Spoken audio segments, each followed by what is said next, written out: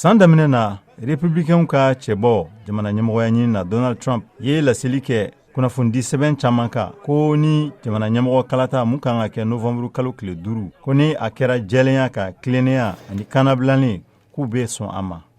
Kalata ɲɛmɔgɔ labɛnbagaw dalen do a la k'a fɔ ko kalata bɛna kɛ jɛlenya kɔnɔ lakana ani tilennenya kɔnɔna la nka jamana ɲɛmɔgɔ kɔrɔ a y'a yira k'a fɔ ko ale kɔni jɔrɔlen do k'a fɔ ko a fademaw u kana na nambara kɛ a ko la.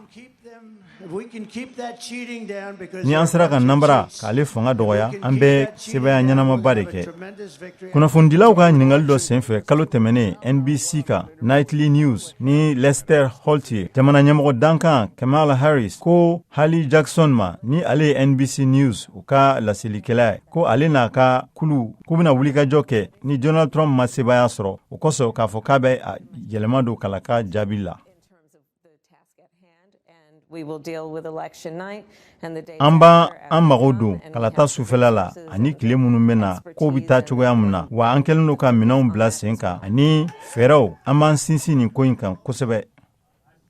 Républicains ka forobakulu min bɛ yen ni ale bilala sen kan yaasa kalata bɛ se ka kɛ tilennenya kɔ cogo min na dugu gɛlɛn dɔw la lafasalikɛlaw ye wulikajɔ caman kɛ sariya fanfɛla la u ye fiɲɛ minnu ye kalata sariyaw la ani a caman sɔnmakiw ma kiiribulon ninnu fɛ.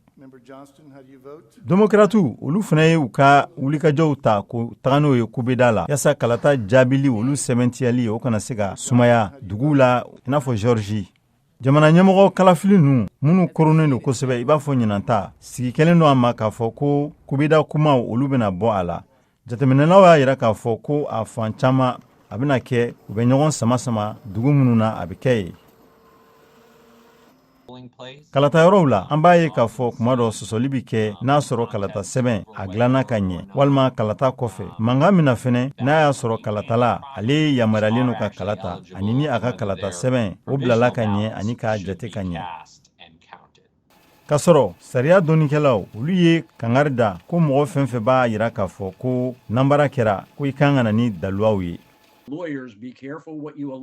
Sariya lafasalikɛlaw a y'aw janto aw yɛrɛ la a bɛ kuma minnu fɔ a y'aw sɛgɛsɛgɛ k'a fɔ a bɛ se ka dalu yira n'o ma kɛ ɲangili bɛ se ka taga ɲɛsin aw yɛrɛ ma i n'a fɔ a kɛra kalata min kɛra san 2020 wagati la.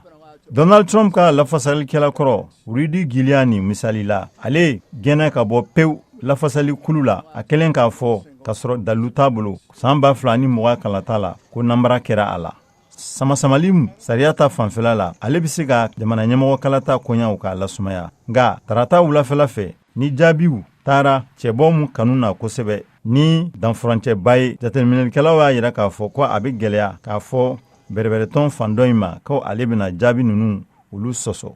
Modibo Dambele, Veronica Balderas Iglesias tɔgɔ la VOA News, Washington.